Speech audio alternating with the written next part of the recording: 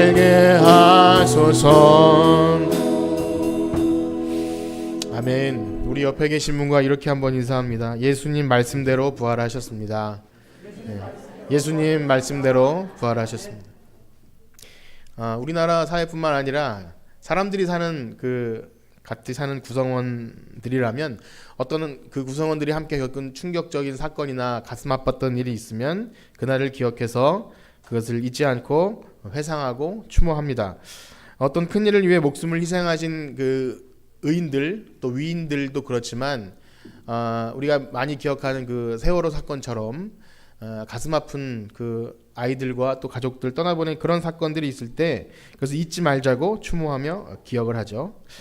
기분 좋은 기념일도 분명히 있습니다. 뭐 생일이나 아니면 뭐 결혼기념일이나 뭐 여러 가지가 있지만 아픈 날을 기억하는 것은 매우 의미 있는 일 같습니다.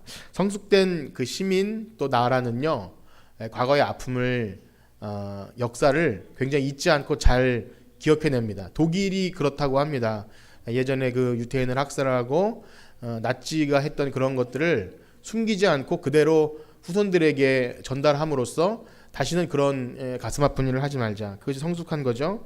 그러나 미성숙한 나라와 시민은 사과나 반성보다는 그런 건 금방 빨리 잊고 밝은 미래를 향해서 그냥 빨리 잊고 나가자라고 그렇게 한다고 합니다. 옳은 말 같지만 그러나 그것은 매우 비겁한 말이죠. 충실한 사과 반성 없이는 결코 밝은 미래는 있지 않습니다. 아무리 사랑으로 용서하는 것이 좋다고 하지만 진정한 사과 앞에 피해자들은 그 말을 할 수 있겠죠. 피해자들은 용서하고 우리 밝은 미래를 향해 나갑시다라고 할 수 있겠지만 용서를 구하지 않은 가해자들이 그런 말을 한다는 것은 굉장히 뻔뻔스러운 말이죠. 제가 한 주간 동안 마태복음 26장, 27장을 읽으면서 예수님께서 거짓 고소로 잡히시고 이 구분 재판이죠. 말도 안 되는 재판으로 넘겨주시고 처절한 모욕과 침뱉음과 거절을 겪으신 그 고난의 사건, 우리도 그 고난의 사건을 기억하면서 우리 그날을 기억하죠. 고난 주간을 보내고 금식도 하고 여러 가지 것을 하는데 그 세세한 기록, 마태복음도 그 과정을 굉장히 세세하게 기록을 해놨습니다. 그런데 이런 의문이 들었어요. 과연 제가 서두에 말씀드린 그 고난의 기억과 예수님의 고난의 기억들이 비슷한 것일까? 그런 의문이 듭니다. 왜냐하면요, 우리 신앙이 과연 그날 있었던 예수님의 고난을 철저하게 분석하고 시간별로 파악을 하고 해석하고 또 그렇게 한다 한들 우리의 신앙이 과연 더 깊어질 수 있겠습니까? 물론 그런 분들도 있을 수 있지만 또 그런 일들을 자꾸 묵상하고 어떻게든 나의 삶의 고난을 해석할 때 그 고난을 참여하려고 흉내를 내보기도 하고 그다음 예수님 당하신 고난의 의미를 이렇게 어떻게 보면 우리가 힘든 일이 있을 때 예수님 당하신 고난에 비하면 우리는 아무것도 아니지라고 하는 것이 과연 옳은 해석일까 이렇게 생각이 듭니다. 꽤 오래전에 패션 오브 지저스 크라이스트라는 그 영화를 통해서 저도 이제 학생들에게 보여주고 거기서 많은 자료를 얻으면서 예수님이 처절하게 매맞고 그 살점이 뜯겨나가고 아주 피투성이가 된 영화를 보면서 울고 고난 주간쯤에 개봉해서 어떤 나라는 그걸 보고 뭐 십자가를 지고 행진도 하고 하면서 그것을 이렇게 기념하는 것, 고난의 기억. 그러나 여러분, 예수님이 당하신 고난과 죽음은 세상의 어떤 세력에 못 이겨서 끝까지 도망가다가 잡혀서 그것도 아니고요, 우연이 된 것도 아니고 지금 오늘 본 말씀에 보면 고난과 죽음은 성경대로 받으신 고난이고 성경대로 죽으셨고 성경대로 부활하신 줄 믿습니다. 우린 그것을 이미 알고 있죠. 그래서 그들의 작전이 성공해서 아니면 그들이 더 이상 그 큰 권력을 예수님이 이기지 못해서 이렇게 잡히신 것이 아니란 말입니다. 그렇기 때문에 하나님께서 하나님의 뜻에 의해 예수님을 우리에게 내어주셨기에 그 악한 권력에 예수님을 내어주셨기에 예수님은 그렇게 되신 것입니다. 이렇게 말씀드리면 좀 냉정한 것 같지만 이렇다는 겁니다. 아무리 우리가 예수님의 고난을 묵상하고 같이 힘들어하고 당하신 것을 회상한다 한들 예수님 당하신 고난은 그것으로 완벽하기 때문에 거기에 뭘 더하거나 아니면 우리가 그것을 힘을 실어거나 아무런 연관이 없다는 거예요. 좀 냉정하긴 하지만 그렇습니다. 우리가 고난을 더 느끼고 예수님 고난을 이렇게 생각하고 묵상한다고 해서 더 믿음이 좋아지고 그런 것이 아니란 말이죠. 그래서 어떻게 보면 그것을 오해한 것이 로마 카톨릭에서는 고행을 하죠. 어떤 성당 계단을 무릎으로 오르고 내리면서 나도 예수님처럼 고난을 받아야 돼. 그럴 때 더 성자가 되고 고행을 하고 내 스스로가 뭔가 그 한 몸이 된다는 생각을 물론 충분히 할 수 있을 것 같지만 그것은 옳은 목적은 아니죠. 그래서 예수님이 돌아가시기 전에 제자들과 성만찬을 하실 때 이것은 내 살이니까 먹어라, 이것은 내 피니까 받아 마셔라 했던 것을 우리가 그냥 뻔뻔스럽게 덥석 받아 먹고 잘 받아 마시면 되는 거예요. 조금 뭐랄까 냉혈 같지만 예수님이 원하셨던 것이 그거죠. 내가 대신 고통당하고 내가 대신 찢기고 피 흘릴 테니까 너희들은 받아 먹어, 받아 마셔. 이것이 고난이 주는 의미라는 거죠. 여러분 그것을 믿으시나요? 조금 뭔가 미안하고 이러면 안 될 것 같지만 그게 복음이라는 것. 그냥 덥석 받아 먹고 덥석 받아 마시는 것. 자, 그러면 오늘 드리고자 하는 말씀, 사도 바울이 말한 그리스도의 남은 고난을 내 육체에 채운다. 골로새서에 보면 그런 표현이 있어요. 예수님의 남은 고난을 내 육체에 채운다. 또한 우리가 보는 본문처럼 예수님이 잡히시고 고난 받으시는 이 본문 세세하게 기록한 그 기록의 목적은 그건 무엇일까요? 그냥 신경 쓰지 말고 보라는 걸까요? 그렇지 않겠죠. 부활절을 맞이해서 우리에게 새 생명을 주기 위해서 말씀대로 고난 받으시고 죽으시고 부활하신 그 예수님의 행적을 우리가 잠깐 이 시간에 살펴보면서, 자, 그렇다면 우리 핏값으로, 그 고난의 핏값으로 새 생명을 얻은 우리가 이 땅에 우리에게 주어진 이 시간과 삶 속에서 어떤 삶을 살아가야 될지 말씀을 통해 느끼시고 그렇게 살아가시는 여러분들 되시길 간절히 소망합니다. 자, 마태복음을 비롯한 다른 복음서에도 마찬가지겠지만 예수님이 인간으로서의 생애를 대략 추정해서 33년이라고 친다면 그 모든 기록 중에 거의 공생애로 불리는 3년에 집약이 돼 있죠. 마태, 마가, 누가, 요한이 장수가 다 틀리지만 다르지만 거기에는 거의 3년의 기록, 탄생 기록이 없는 마가복음도 있고 주로 3년에 몰려 있고 거기다가 그 한 일주일 예루살렘에 입성하시고 일주일에 거의 또 몰려 있어요. 마태복음이 28장까지 있는데 21장 예루살렘에 입성하시고 그 부활한 그 장면까지가 거의 한 일주일 근간에 몰려 있다는 겁니다. 그 말은 즉 뭐냐면 복음서의 가장 큰 부분이 바로 예수님이 고난 받으시고 죽으시고 부활하신 그 사건이라는 것입니다. 그걸 믿으시나요? 그래서 복음 전할 때 만약에 요게 빠져버리면 예수님의 산상수훈, 오병이어 이런 거 너무 재밌지만 그런 거는 어떤 도덕적 교훈 혹은 좋은 말씀, 예수님 좋은 분이네, 이것으로 충분하지 않다는 거죠. 그것보다 더 중요한 것은 죽으셔야 했고 고난 받으시고 완전히 죽으셨다가 3일 만에 부활하신 것, 이것이 복음의 절정이라는 거예요. 그래서 성경 이야기를 만약에 영화로 만들면 앞에는 좀 굉장히 필름을 빨리 돌리는 것 같아요. 시간이 막 빨리 돌다가 일주일 어간에 시간이 딱 정지하면서 우리가 같이 호흡하는 시간과 동시로 가는 느낌이 들면서 아주 숨 막힐 정도로 이걸 세세하게 시간당으로 묘사했다는 겁니다. 그래서 재미가 없습니다. 이 두 장을 보면서 굉장히 답답했고 왜 그렇게 해야 됐을까 하면서 답답했어요. 아마 그래 산상수훈도 좋고 바리새인 막 비판했던 것도 통쾌해요. 그 다음에 보면 기적도 재미있고 풍랑을 잠잠케 하고 죽은 자를 일으키시고 하면 꼭 우리도 그렇게 될 것 같은 느낌으로 굉장히 기분도 좋죠. 근데 마무리가 굉장히 우울합니다. 그의 제자들도 그래서 싫어했어요. 제자들도 싫어서 실망하고 예수님을 결국 파는 사람도 있었고 오늘 읽은 말씀에 보면 다 도망가 버립니다. 예수님이 그렇게 말씀하셨지만 다 도망가 버려요. 아마 그들의 기대가 한순간에 무너졌을 겁니다. 이 멋진 이야기가 꼭 이렇게 끝나야 하는가라는 생각이 들 정도로 26장, 27장을 한 주간 보면서 굉장히 힘들었어요. 도대체 이 본문을 가지고 무엇을 나눠야 되며 또 어떻게 설교가 되어져야 하는지, 또 그 시간들을 기억하면서 제가 말씀드린 것처럼 그냥 기억합시다, 묵상합시다. 우리 삶에 다가오는 고난이 있으면 예수님 고난당하심 기억하면서 참아냅시다 라고 하는 것이 전부라면 여러분 그 예수님보다 더 큰 고난을 받은 인생이 이 세상에 없을까요?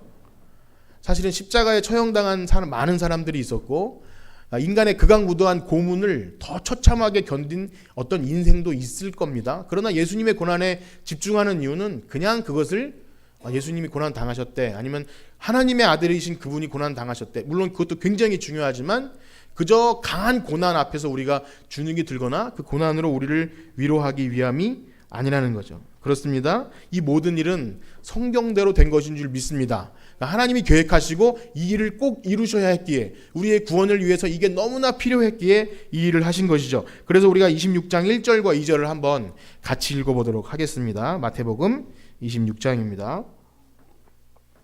시작. 예수께서 이 말씀을 다 마치시고 제자들에게 이르시되 너희가 아는 바와 같이 이틀이 지나면 유월절이라 인자가 십자가에 못 박히기 위하여 팔리리라 하시더라. 아멘. 여기서 이 말씀을 다 마치시고라는 의미는 이전에 있었던 이제 모든 한 5덩어리의 강화와 예수님께서 말씀하신 그것들이 다 맞춰지고라는 의미와 함께 이제 끝났다는 거예요. 예수님께서 이 땅에서 가르치시고 전도하시고 병걸 이런 모든 사역이 끝났다는 의미와 함께 뭐냐? 너희가 아는 바와 같이 이제 내가 6월절 날 십자가에 못 박히기 위해서 팔릴 것이다. 이제 끝났다는 거예요. 그 6월절에 맞춰서 돌아가신 의미는 여기서 오래 설명 안 드려도 아시겠지만 그 출애굽기에 나오는 6월절 어린 양의 피죠. 마지막 그 죽음의 장자를 치는 재앙을 지나가기 위해서 그 문설주에 발랐던 6월절 어린 양의 피, 그것을 기념해서 예수님이 그런 피 흘리는 양이 되겠다는 그런 의미입니다. 자, 그때 26장 3절에서 5절까지를 읽어보겠습니다. 26장 3절에서 5절 시작. 그때 대제사장들과 백성의 장로들이 갈마라하는 대제사장의 관정에 모여 예수를 흉계로 잡아 죽이려고 의논하되 말하기를 밀란이 날까 하노니 명절에는 하지 말라 하더라. 아멘. 자, 여기서 그때라는 것은 뭐냐면 이제 예수님이 다 마치고 자 됐다 이제 내가 잡히러 갈 거야 할 그때 그들이 움직이기 시작했다는 거예요. 이건 뭘 말합니까? 이제까지도 예수님을 잡을 많은 기회가 있었고 충분히 그럴 만한 힘도 있었던 그들이 왜 하지 않았느냐? 기회를 엿봤는데 이제 기회가 됐느냐? 그게 아니라 하나님께서 계획하신 그 시간이 되었다는 거예요. 그러니까 하나님이 허락하지 않으면 이 일은 절대 일어날 수 없는 일임을 제가 몇 가지 더 증거 드리겠지만 하나님이 허락하지 않으면 절대 되는 일이 아니죠. 하나님이 내어주신 거예요. 그냥 그들의 어떤 폭력과 권력과 힘에 못 이겨서 예수님이 잡혀가신 것이 아니라 때가 돼서 죽으셔야 했어요. 근데 여기 지금 제가 읽은 1절과 2절과 3절, 4절, 5절에 어떤 차이점이 있는데 여러분 느끼셨습니까? 그것은 뭐냐면 예수님은 6월절에 죽으셔야 했고 그들은 6월절만은 피하고자 했어요. 왜냐하면 예수님은 그것을 꼭 말씀대로 해야 했고 그들은 이날에 한번 밀란이 일어나고 그들이 가장 중요하게 생각하는 그 6월절 날 자기들이 싫어하는 죄수를 죽임으로 뭔가 이렇게 매치되는 것을 두려워했죠. 그런데 그날 돌아가셨을까요? 안 돌아가셨을까요? 네, 그날 돌아가신 거예요. 그러니까 자기들이 모여서 계획을 짜서 예수님을 잡아온 것 같지만 그들의 목적대로 되어가는 것이 아니라는 거죠. 하나님께서 허락하시지 않으시면 그 어떤 것도 되지 않는다는 거예요. 예수님을 잡으러 온 사람들 가운데 기억하십니까? 26장에 있는데 베드로가 절대 그렇게 할 수 없다고 대제사장의 그 종의 귀를 칼로 어떻게 하다 칼로 귀를 잘랐는지 모르지만 할 때 예수님께서 뭐라고 하십니까? 야, 내가 12영에 더 되는 천사를 데리고 와서 내가 이렇게 다 물리치지 못할 줄 알고 네가 그러느냐? 하나님께서 품으신 대로 뜻하신 대로 성경대로 되어야 된다는 거예요. 우리 53절과 54절 말씀을 한번 읽어보도록 하겠습니다. 53절 시작. 너는 내가 내 아버지께 구하여 지금 12군단 더 되는 천사를 보내시게 할 수 없는 줄 아느냐? 내가 만일 그렇게 하면 이런 일이 있으리라 한 성경이 어떻게 이루어지겠느냐 하시더라. 그래서 마태복음이 이제까지 살펴본 것처럼 구석구석 하나님의 뜻, 하나님의 계획, 그래서 구약 본문을 계속 인용해 왔지만 또 세례 받으심, 병자를 고쳐주심 다 그렇지만 중요한 것은 이제 마지막 고난 당하시고 죽음의 자리에 이른 이 과정도 역시 성경대로 끝까지 가는 거예요. 어찌 보면이 아니라 가룟 유다의 배신 당하심도 역시 시편이나 이런데 계속 가장 친한 친구가 발 뒤꿈치를 든다는 그런 시편 말씀처럼 그거 하나하나 또 대제사장과 장로들 로마 군병에 의해 조롱당하는 그 시편 22편이나 69편의 그 고난 시편들이 다 예수님을 다 준비했다는 거예요. 마지막 때 뼈가 꺾이지 않는 것조차 모든 것이 다 성경대로 되어가고 있다는 거예요. 이에 대해서 사도 바울은 예수님의 이 죽음과 부활에 대해서 이렇게 명확하게 해줍니다. 고린도전서 15장 여기 15장이 부활장이라고 하는데요. 15장 3절과 4절을 한번 같이 읽어보도록 하겠습니다. 시작. 내가 받은 것을 먼저 너희에게 전하였노니 이는 성경대로 그리스도께서 우리 죄를 위하여 죽으시고 장사 지낸 바 되셨다가 성경대로 사흘 만에 다시 살아나사. 아멘. 계속 강조 드렸는데 여러분 다 아시는 말씀입니다. 제자들은 아무리 강조해도 몰랐다는 거예요. 자, 그러므로 복음의 핵심은요, 우리가 2000년 전에 일어났던 어떤 일이 그냥 어떤 우연한, 우리가 좀 가슴 아프게 기억할 만한 어떤 사고 같은 일, 그런 어떤 선한 청년의 죽음을, 고난을 기억하는 그 정도가 아니라 그냥 추모하고 정말 그런 사고가 있으면 안 돼, 이 정도가 아니라 말씀대로 이 역사 속에서 하나님의 아들을 사람의 몸으로 이 땅에 보내시고 그냥 대단한 일을 하신 것이 아니라 말씀대로 고난당하시고 죽으시고 또 말씀대로 살아나신 그것이 바로 나의 구원을 이루기 위한 방식임을 믿고 고백할 때 그 구원이 우리에게 오는 줄 믿습니다. 그러니까 말씀하신 대로요. 구원의 방식도 우리가 고난을 참여하거나 아니면 그것을 잘 기억해내거나 그것이 아니라 하나님이 하신 그 일들, 구원 역사를 그냥 믿음으로 받아들이면 돼요. 좀 아까 말씀드린 대로 뻔뻔스럽게 그 살을 받아 먹고 피를 받아 마시고 그냥 내가 믿습니다. 그렇게 하면 된다는 거예요. 자, 물론 그 다음에 이제 다 우리들이 해야 할 일이 있지만 중요한 건 시작점이 그거라는 거예요. 내가 고난을 많이 참여하거나 그것을 많이 기억하거나 아니면 내가 어떻게든 내 삶에 많은 고난을 예수님처럼 동참해야 되는 것이 아니라 받아 누리는 것. 그러므로 우리가 예수를 믿는 것은요, 성경대로 되어지를 믿는 거예요. 그래서 성경이 구약이 있고 신약이 있습니다. 구약에 예언하신 것이 신약에 이루어지고 또 신약에서 말씀하신 것이 우리의 지금 삶에도 일어나고 또 예수님 다시 오실 줄 믿습니다. 자, 그러면 지금 여러 가지 말씀드린 이유는 그거죠. 우리가 고난을 대할 때 세상의 고난과 이런 거랑 비슷하게 생각할 것이 아니라 이 모든 것은 성경대로 우리의 구원을 위해서 이루어진 것이라는 거예요. 자, 그렇다면 우리가 예수님을 믿어요. 이제는 부활 믿고 고난당하시면 너무나 죄송하지만 그것은 예수님이 우리를 위해서 하신 일이에요. 자, 그러면 우리가 잊지 말아야 될 것이 있는데 이게 두 가지를 말씀드리고 마실 텐데요.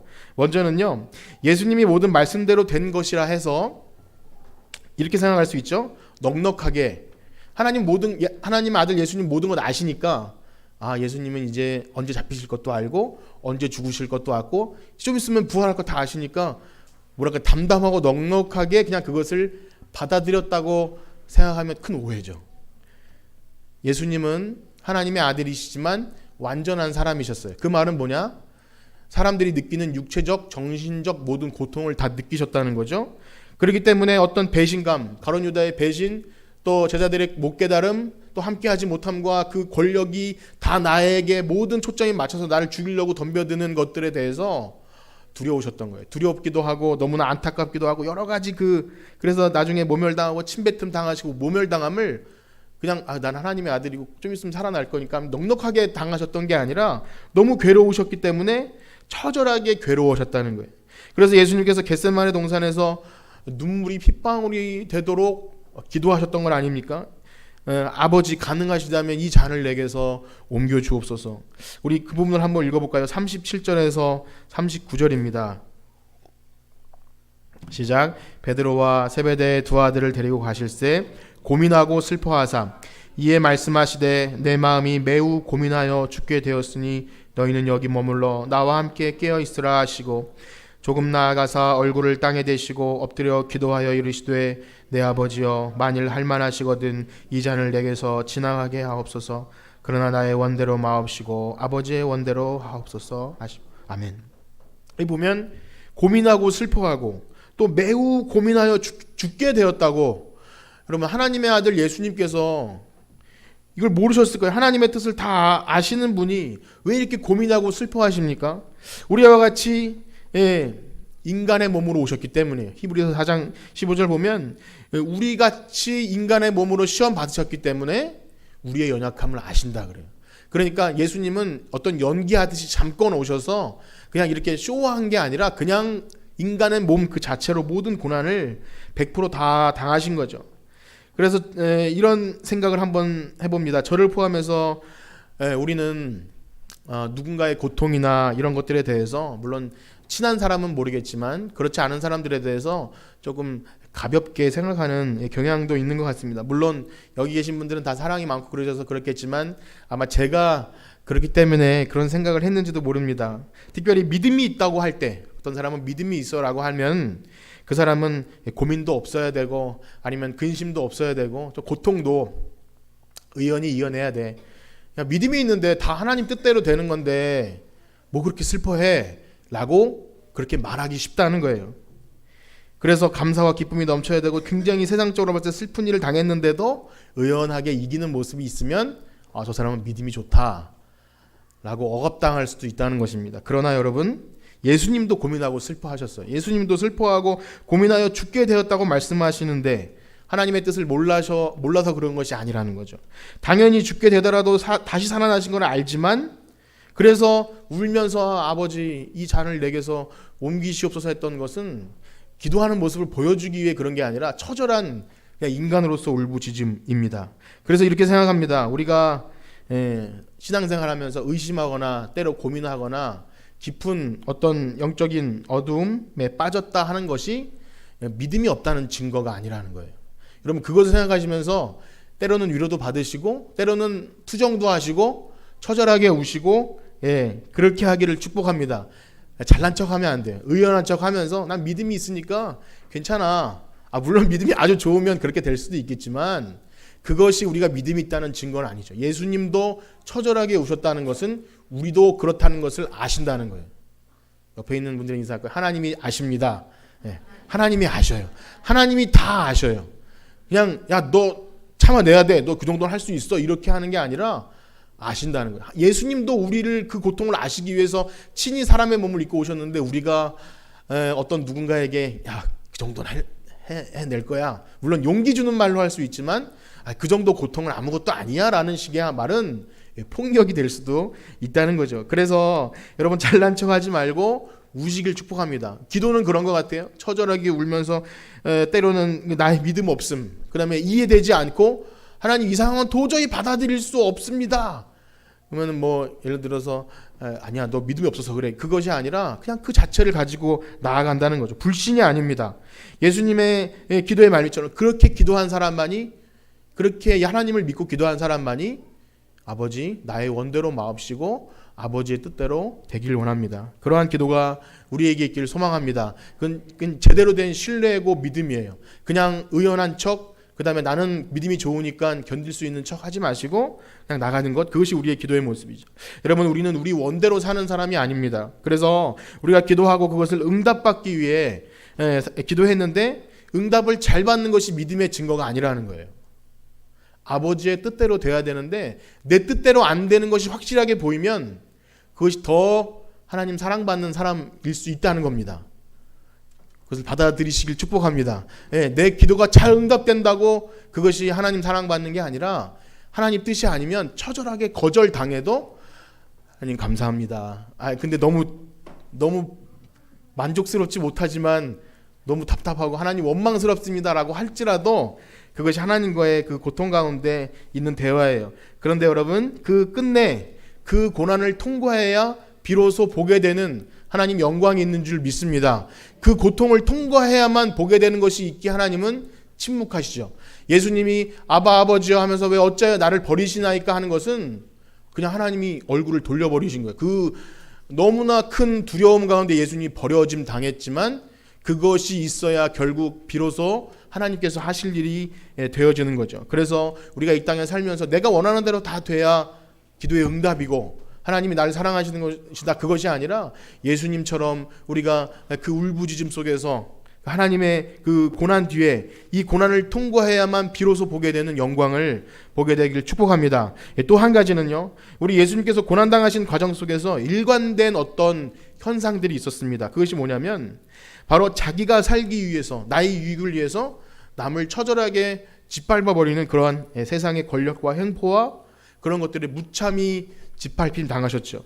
자기가 원했던 메시아의 모습이 아니라는 것에 실망해서 그 돈 몇 푼에 예수님을 팔아버린 가룟 유다의 배신, 그리고 이제까지 하나님의 대리자 역할을 하면서 대제사장으로 성전에서 모든 것을 영광을 다 받았는데 이제 이분이 하나님의 아들이라고 메시아라니까 그 시기심 때문에 하나님의 뜻은 온데간데 없고 예수님을 그 시기심에 의해 거짓 증거로 넘겨버린 종교 지도자들, 또 거기다가요 자기의 정치적 입지를 위해서 유대인들의 최고 권력 지도자층인 그들의 민심과 그 인기를 그대로 누리기 위해서 예수님을 그 사형에 처해버린 빌라도, 그가 자기는 책임이 없다고 손 씻어버렸지만 우리가 매주 사도신경 할 때마다 그의 이름이 거론되는 거 아십니까? 본디오 빌라도에게 고난을 받으사. 평생 후회할 거야. 그날 손 씻지 말고 그렇게 할 걸. 그러나 그때는 그렇게 못했겠죠. 그런데요, 우리 예수님은요 그 모든 것 앞에서 침묵하셨습니다. 그것에 다 대응하지 않은 거죠. 아마 예수님이 번호할 능력이 없으시겠습니까? 아마 그들의 영혼까지 그냥 탈탈 털어버릴 만큼, 아주 너덜너덜해질 만큼 예수님 몇 마디만 뱉으셔도 그 다 무너뜨릴 수도 있는 그분이 그 거짓 증거들 앞에서 그냥 침묵하셨어요. 그러나 예수님의 침묵은 뭐 많은 말씀을 하시는 것보다 더 능력 있게 그들을 정죄하게 되었습니다. 그들의 비겁함, 정의롭지 못함, 그리고 권력을 유지하기 위해 온갖 표범과 술수를 다 쓴 것을, 또 죄인은 풀어주고 의인은 잡아 가두는, 어찌 보면 오늘날 우리 시대를 보는 것과 같죠. 그런데 그 정의롭지 못함에 예수님은 가장 비폭력적이고 평화로운 방법으로 그들을 결국 정죄하셨어요. 그 말은 뭐냐면 그들에게 원수를 갚지 않고 자기 생명을 내어주심으로 끝내 그들마저도 구원하시는 거예요. 저들의 죄를 저들에게 돌리지 말라고 하는 것. 그래서 어찌 보면요, 믿지 않는 이 세상도요, 그 무서운 권력과 무참히 짓밟히는 그것에 안 밟히려고 애쓰는 것보다 그냥 처절하게 짓밟혔을 때 그것이 사람들에게 더 큰 충격으로 다가오는 것을 우리는 보게 됩니다. 우리가 나라가 어려움에 처할 때 자기 목숨을 건지기 위해서 막 안간힘을 쳤던 사람보다 그냥 무참히 그 앞에서 열사들이 있지 않습니까? 유관순 열사나 혹은 주기철 목사님이나 그냥 그 거대 권력 앞에 침묵하며 당했을 때 후에 훨씬 더 강한 파급력을 가지고 그 고난의 의미를 기억해내죠. 나라가 어려움에 처했을 때 이리저리 붙어서 한 사람보다 그냥 가장 낮은 곳에서, 또 지금도 위에서 큰 소리 치는 사람보다 밑에서 자기 역할을 최선을 다하는 그냥 평범한 사람들에 의해서 이 나라가 더 훈훈해지는 것이 아닌가 생각하게 됩니다. 자, 그러면 그런 배신자들과 권력자들은 어떻게 될까요? 그냥 하나님의 뜻대로 악역을 감당했으므로 그냥 그 정도일까요? 우리 예수님이 가룟 유다에 대해서 한 말씀을 한번 들어보겠습니다. 마태복음 26장 24절입니다. 시작. 인자는 자기에 대하여 기록된 대로 가거니와 인자를 파는 그 사람에게는 화가 있으리로다. 그 사람은 차라리 태어나지 아니하였다면 제게 좋을 뻔하였느니라. 이게 무슨 말입니까? 이 모든 일이 하나님의 뜻대로 되었다 할지라도 그들은 그 범한 악행에 대해서 변명의 여지가 없다는 거죠. 그러기에 여러분, 빌라도 예수님의 피를 예수님의 피값에 대해서 손 씻는 빌라도 그 책임을 절대 면할 수 없었죠. 유대인들은 어떻습니까? 예수님을 못 박으라고 하고 그 피값에 대해서 우리와 우리 자손들에게 돌리십시오 라고 했던 그 대가가, 여러분 제가 다 말씀드리지 않아도 그들의 그 인생들의 처절함, 그렇지만 여러분, 저는 예수님을 죽였던 사람들의 시기심과 남을 비판하면서 자기 옳음을 주장한 그런 비겁함, 그리고 기득권을 유지하는 그런 약자를 없애버리는 잔인함, 우리 예수님 믿는 사람이 그것에 대해서 어떻게 생각하고 반응해야 될지 마지막은 우리가 그 고민을 해야 될 것 같습니다. 우리가 정말 예수님 고난 또 부활, 이것이 우리의 새 생명을 주셨다 하는 것이 그냥 우리 신앙적인 내적인 일로 그치는 것이 아니라 우리가 일상에 살아가면서 그것을 바라보는 시각이 어떠해야 되면 굉장히 중요합니다.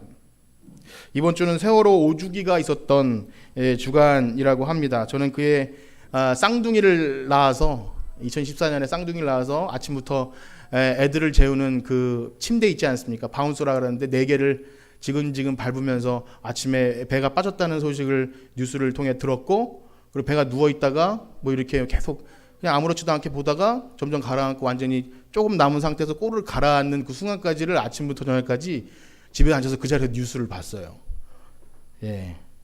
저는 세월호에 대해 언급하거나 설교에 인용할 만한 자격도 없는, 사실은 저도 방관자죠. 그런데 누군가는 아직도 그 얘기 아직도 하나라고 하는 사람이 있다는 얘기를 들을 때 아주 좀 끔찍합니다. 막말하는 사람들이 있다고 하죠. 근데 그 사람들이 교회에 다니거나 혹은 신앙이 있다고 하는 사람들이라면 우리는 그것을 어떻게 바라봐야 할지 참 두려움에 사로잡힙니다. 분명 어떤 사람은 그 사람은 그때 가장 큰 책임자의 자리에 있었음에도 불구하고 나는 모르는 일이고 나는 상관이 없다고 한다면 우리는 어떻게 봐야 될까요? 저는 여러 가지 이런 그 사회 이슈들이 정치적으로 이용당하는 것을 알고 있고, 교회에서는 이 문제에 대해서 어떻게 하면 가장 충격적이지 않게 서로 간에 문제가 되지 않도록 바라봐야 함을 알고 있습니다. 그럼에도 불구하고 어떤 이유에건 상처받은 이웃, 또 어려움 당한 사람들에 대해서 그 사람들의 아픔을 최대한 우리가 할 수 있을 만큼 이해해주고 긍휼히 여겨주고 도움의 손길을 주지는 못할 망정, 만약 이젠 지겨우니 그만 말하라고 한다면 여러분 우리는 사람이 아닐 수도 있습니다. 그래서 우리가 예수님 고난 이야기하고 한다고 하면서도 그런 이웃들의 아픔이나 그런 것들에 너무나 무감각하다면 우리는 부활 또 고난 그런 것들이 우리와 상관이 없을 수도 있습니다. 자, 그러나 감사하게도 그 선량한 사람들은요, 증오심에 가득 차서 살아가는 것이 아니라 그 슬픈 일 속에서도 희망을 찾아내더라고요. 영화를 보지 않았지만 이 생일이라는 영화를 통해서 그 사람들이 서로 위로하고 격려해주며 더 밝은 아마 사회를 기억할 겁니다. 감사하게도 아픔이 오히려 얼마나 사랑했었음을 기억하게 되고, 또 반면 어떤 사람들은 얼마나 말로만 했었는지가 드러나게 되는 것 같습니다. 말씀을 마치면서 여러분 우리는 모두 죄인이죠. 그래서 예수님의 고난의 혜택을 그냥 뻔뻔히 받아 누릴 수밖에 없는 그런 사람들입니다. 다만 우리가 할 수 있는 일이 있다면, 그 고난을 기억할 때 할 수 있는 일이 있다면, 손잡아주고 위로해 줄 수 있다면 우리가 할 수 있는 일이라고 믿습니다. 거대한 일을 하지 않아도, 정의롭고 사회 나가서 정의를 부르짖지 않는다 할지라도 정말 내 옆에 있는 내 주어진 삶의 공간에서 그냥 책임지지도 못할 쓰디쓴 말로 누군가를 비판하거나 정죄하는 것이 아니라 그들을 위로해주고 용서해줄 수 있다면 그것이 우리 고난에 동참하고 부활의 소망으로 빛과 소금의 역할을 감당하신 것이라 믿습니다. 최근 병원에 방문할 일이 있었고 위로해줄 일이 좀 있었습니다. 그런 어려움 당한 분들을 향해서 제가 다 할 수 없지만 우리 권사님들이 같이 가서 시험에 든 어떤 분을 위해서 같이 기도해주고 또 이렇게 수술을 앞에 두고 위로해주고 격려해주는 모습 속에서 희망을 봤어요. 희망. 그러니까 정말 같이 한다. 우리는 같이 있고 같이 기도해 준다. 얼마나 감사한 일인지 몰라요. 정말 그 믿음의 동력자가 있는 것 너무 귀한 일이죠. 그 일을 통해서 하나님께서 하나님 나라를 이루어 가시고 교회를 새롭게 하실 것입니다. 그러나 거기에 머물러 있는 것이 아니라, 저는 우리 교회가 우리 교회 안에서만 사랑을 나누는 것이 아니라 과연 우리 교회를 이 지역 사회에 세우신 이유가 무엇인가? 물론 전도는 당연한 것이겠지만 우리가 이웃을 돌아보지 못한다면 우린 너무나 고립된 사람들이다라는 생각이 듭니다. 그래서 우리는 충분히 그럴 능력이 있는 교회예요. 여러분 그렇게 믿으시나요? 우리는 여기서 이렇게 멈춰 있는 것이 아니라 충분히 지역 사회를 돌아보고 이웃을 돌아볼 수 있습니다. 그렇기 때문에 만약 우리에게 주어진 것이 큰 것은 아니라 할지라도 정말 우리 옆에 보여주기식의 행사가 아니라 무언가를 흘려보낼 수 있다면 하나님께서 우리를 위해서 아들 예수님을 보내주시고 그 피 흘림 고통 속에서 구원해 주신 이유에 대해서 너무나 잘했다라고 할 수 있던 그런 마음이 듭니다. 그래서 오늘 이 부활주일, 또 고난이 지나고 이 부활주일에 우리 그 일을 위해서, 우리를 위해서 십자가 주신 예수님, 그걸 우리가 그냥 기억하고 감사하고 떡 먹고 감사하고 이렇게 잊혀지는 것이 아니라 과연 우리가 이 사랑을 흘려보낼 수 있는가, 그것을 기억해내는 우리 부활의 생명을 살아가는 우리 모두가 되길 간절히 축복합니다. 우리 찬양 드리고 마실 텐데요, 이 가사 속에 보면 이런 일 다 할 수 있나 주가 물어보실 때, 그렇게 우리에게 물어보신다면 우리도 용감하게, 우리 가진 것 별로 없고 능력 없지만 우리 내 몫에 태인 십자가가 있다면 우리 교회가, 우리 공동체가 그것을